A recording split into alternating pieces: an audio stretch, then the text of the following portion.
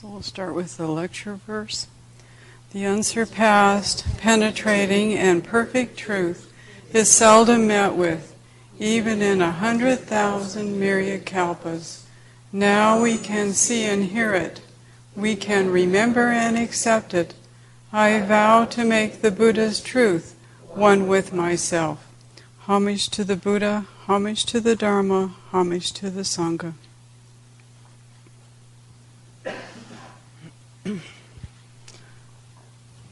So, I would have to say these are confusing times. And I think that's, we can all relate to that, agree with that, I don't know. But I certainly feel like they are confusing times, and I do think about that in trying to make good sense out of things, because they are confusing, right? And I find myself at a loss to try and understand what conditions and why conditions are as they are. And I can look in all different kinds of directions. I can look from my personal life to the life of the whole earth. You know, it just seems like there's a lot to try to make sense out of. And I don't know about you all, but I just can't. That's really what it comes down to. And it can be, the climate, it can be political, national, and global, and it just kind of goes, the list seems to go on, and there's a lot that we get informed about on a daily basis that just seems to keep making the list longer. And so it's tough. This is not an easy thing for us to look at. And I think the good first step is to realize that this is what's happening in my life anyway.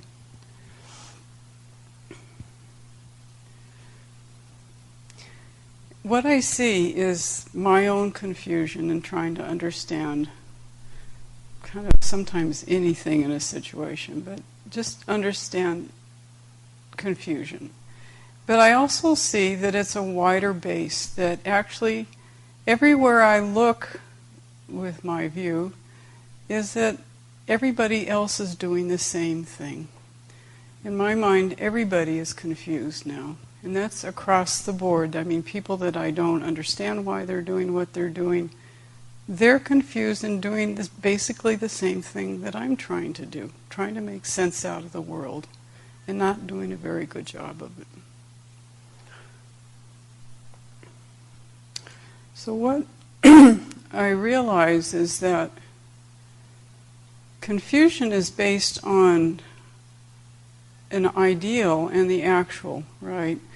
And the confusion comes when as we all have growing up, and we learn things, right? I mean, that's part of our life. We learn things, and for years and years we've learned a lot over time. And that includes everybody. It's not, I'm not going to get into an us and them, because it's not that kind of a case. It's all of us together. And we think we know what's best.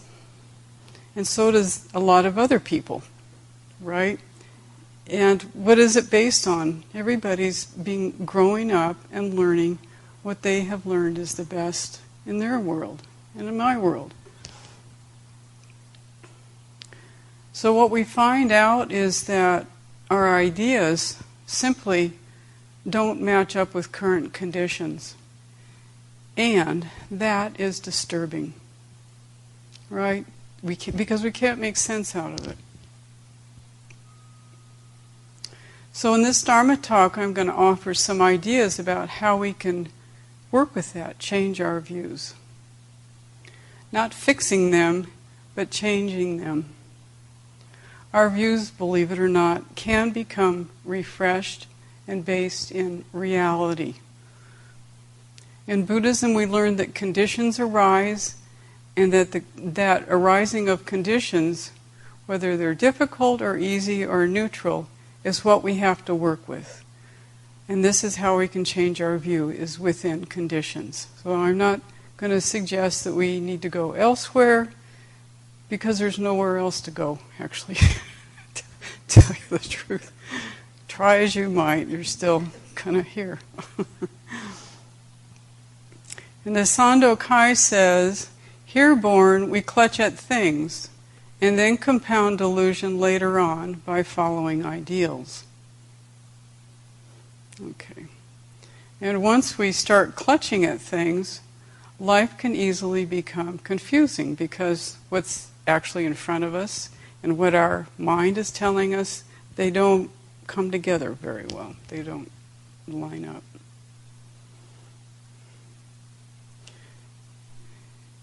And what happens is conditions arise, and how we make a mess out of things is we insist on our ideals as being the guiding light.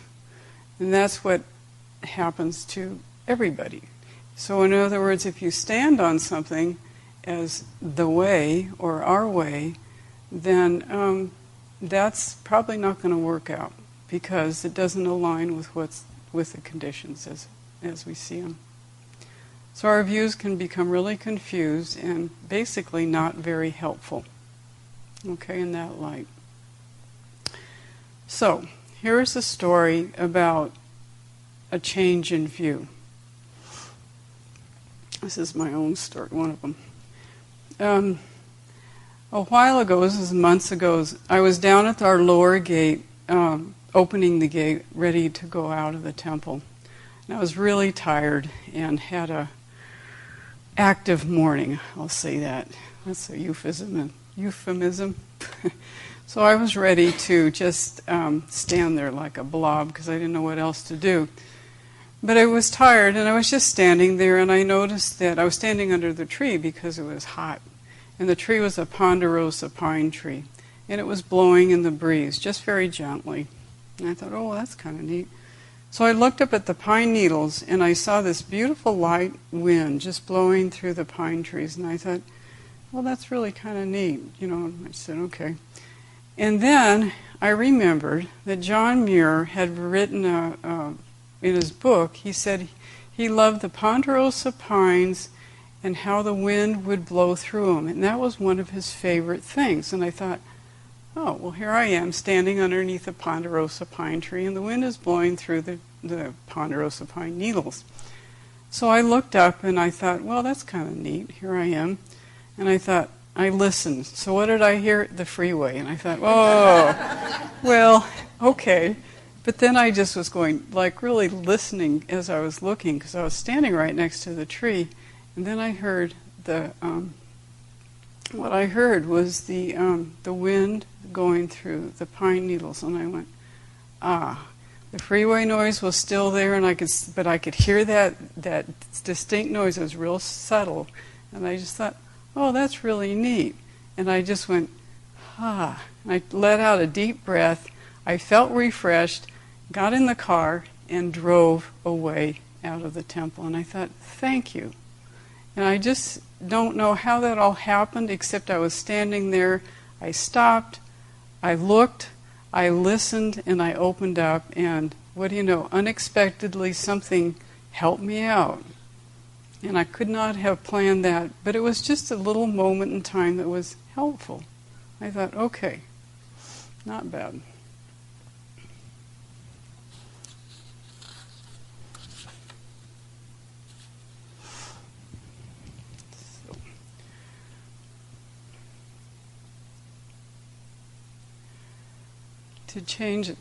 To carry on a little bit, most of the time we are interested in our own comfort, where we understand what is happening more or less, and that the present conditions are in some kind of alignment with our own ideals and ideas. And I can say that, when you're content or you're comfortable, that's when things come together. Your friends aren't giving you a hard time, you've got food you like to eat, the bugs are outside, they're not inside, all kinds of things. And everything seems to be okay. We're comfortable, and that's not a bad thing. The problem comes when we expect to be comfortable in the future, right? We're laying something on conditions that we really don't know are going to be what we think, because that just isn't the way life is. So, I was reading a book that we studied for our local book club. If you remember, it was Shunryu Suzuki's book on Not Always So. And I was just leafing through it again because it was such a helpful book to me. And I found a chapter. I found a statement that we have heard in our practice about Dogen, who says, to study yourself to study Buddhism is to study yourself. And to study yourself, this is where he veers off into a different direction, is to forget yourself on each moment. And I thought, that got my attention. I said, okay, let's take a look at that one. What he says, he goes on, forget this moment and grow into the next. That is the only way. Don't stand on top of a pole. Jump off. I can believe I have something important to do, he says, at the top of the pole, like, you shouldn't call me. You should wait. Or I might think, this is very important. I am here on top of my pole. Don't you know that? Carries it a little further. And he says, instead, we should just say yes and jump off from there. You forget all about yourself and are refreshed. You are a new self, and before that self can become an old self, you say yes again and move on. So the point on each moment is to forget the point and extend your practice.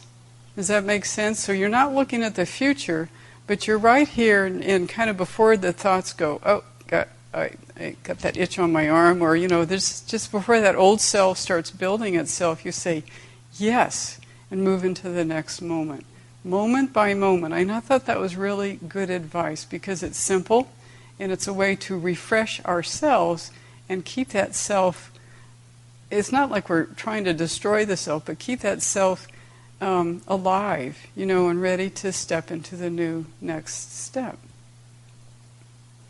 So when we find ourselves saying something like, I don't want to do this, whatever it might be, that something is right in front of our face, and we're saying, like if we're watching the news, I don't want to take this, I don't want to listen to that. You can say, there is something I can do. I can say yes, and most of us are going to go, you must be kidding me, to say yes to some of the conditions that we face. However, what happens by saying yes, he's not saying that we just say unequivocally, I'll do anything that comes my way without saying, without any kind of assessment of whether it's good or not to do. And what he's also saying is, by saying yes, what do?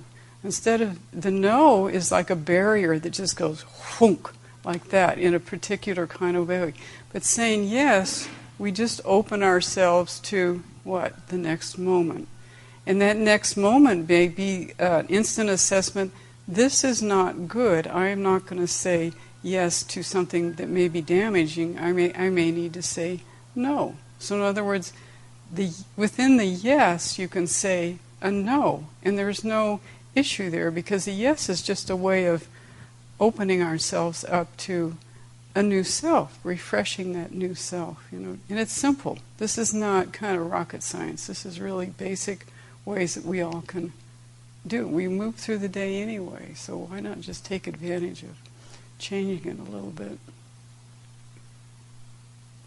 So again, if we stop, we look, open, and ask, what is good to do here? And just say yes. Then we can change our view, because we are changing our view, whether we know it or not, by just saying yes, because we're not so stuck on carrying what we carry to the next moment, refreshing ourselves. That's what we're doing. And sometimes this is not always an easy task. Sometimes we're all stirred up and agitated. And what I find with that is that, again, the moment can allow us to the meditation of the moment can just have this soothing effect on us, where it's like this blanket that's just going, it's all right, dear, just kind of, and it actually is something that is just, it is. And we can just rest in that kind of like that softness. That's, just the comfort. It is a comfort in a certain kind of way. It's an aliveness, but it's also has a drawing effect that we can take refuge in. And I find when that happens, or when I say yes, when I open, that it's not like I all of a sudden know what to do. Things come clear, that I know that my misunderstandings, my confusion is going to be just completely gone. Well, it isn't. And so sometimes, I sit, there I am in the confusion still, but I'm a little bit calmer. And I feel like that little bit calmer is good. It's a good thing. So then with that calmness, maybe I can take the next step. And things can unfold in that way that I find quite helpful. But the idea is not to take, let go of one important idea and move into the next step with another important idea. How that happens, those ideas just come up very, it's like an empty space. They're looking for, a place to live and grow and cause more confusion, right? So I feel like that being at ease is, even if it can be very uncomfortable, is still not a bad thing, because I feel like that little bit of easiness or at ease is a lot better than be so totally engrossed in what my mind is trying to tell me is the truth, because it isn't. It just isn't. And if I can give myself just a little bit of that breathing space, who knows what will happen. I'm willing to give it a chance and see if I can find out.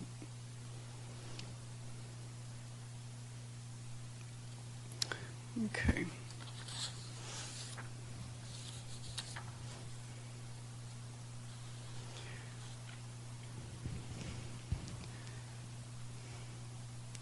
And for our practice, I have another phrase that I like a lot, and I'm having a little bit of fun exploring it, and that is stillness matters, because it does. And what I find now is that means to me that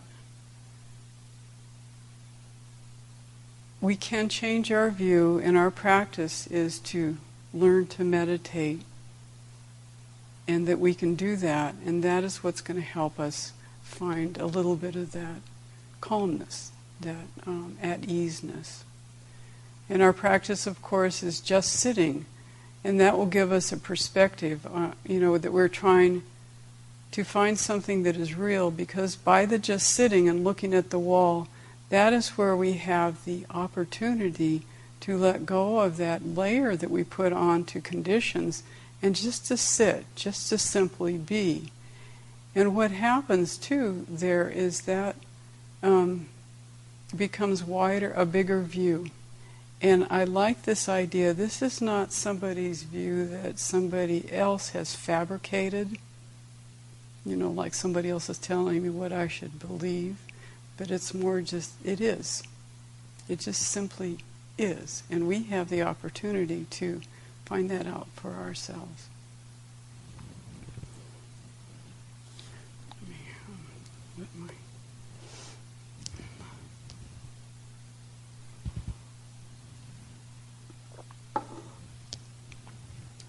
I thought I'd read from the monastic office, from the scripture of the Buddha's last teachings, because he encourages us to he encourages us by in the idea of stillness matters. Let's see here, where am I? He says, "O you monks, if you seek to be tranquil and quiet, liberated from the insistence of the defiling passions, at ease and content, then you should part company with confusion and bustle and dwell at your ease in some solitary place. The person who dwells in quietude continually forsakes what those in the heavens esteem so highly amongst themselves. Therefore withdraw from those about you, as well as from other crowds, and in a place of solitude apart from them, Reflect on the source of the eradication of suffering at your leisure. If you are one who enjoys the company of others, then you will take on the woes of their company. Just as with a flock of birds that gather in some huge tree, there is the lament of dead branches breaking off under their weight. When the world binds itself around us, we drown in the suffering of such company, just as an old elephant, sunk down in the mire, is unable to drag himself out. So this is encouraging us to meditate and not to put ourselves in situations that are compounding our own delusion as well as others, because it becomes a force that then the whole group is trying to work through together, and that can be really difficult to kind of work through. But we can ourselves find that place in our own meditation practice. So we can learn to bring stillness into our lives in that kind of way. It's a very alive stillness that Reverend Master Jiu mentions. Very, very much alive. But listening to that stillness in a moment of time, so it's based in reality, can open the door to a wider view. As our view becomes wider and wider, we begin to use it as a refuge. Naturally, it offers itself that to us. It is a refuge. And it's a refuge which helps us sort out the confusion of our lives. A refuge that is without form and is the truth of reality itself. Like I said, it's not somebody else telling us what their ideas of things are. But it's just something that we can, as the Buddha said, find out for ourselves or not. It's up to us. In the Litany of the Great Compassionate One, it says, Om to the One who leaps beyond all fear. Having adored him, may I enter into the heart of the noble, adored Kanzeon. So in the midst of that meditation or that stillness or that moment of stopping, we have that way of being able to open ourselves so that we can find that that is true. There is a true refuge available to all of us at all times, wherever we are. And it's a way that we can find that which will help us out.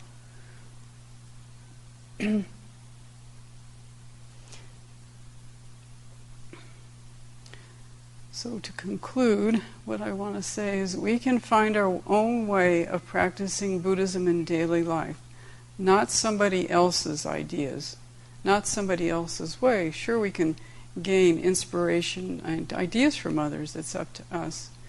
But what I would say is we want to give our life the expression it deserves, and that is that universal quality that we all are part of, whether we like it or not. That's there. But we want to give the expression of putting the truth of our own being into action. So it's not just sitting on our cushion, but it's bringing it out into conditions that are confusing and saying, I don't understand. I have, these tools, and I'm willing to open up a little bit and not kind of be so set in my ways, because our way is to open up, to listen, to look, and then to step into the future. Thank you.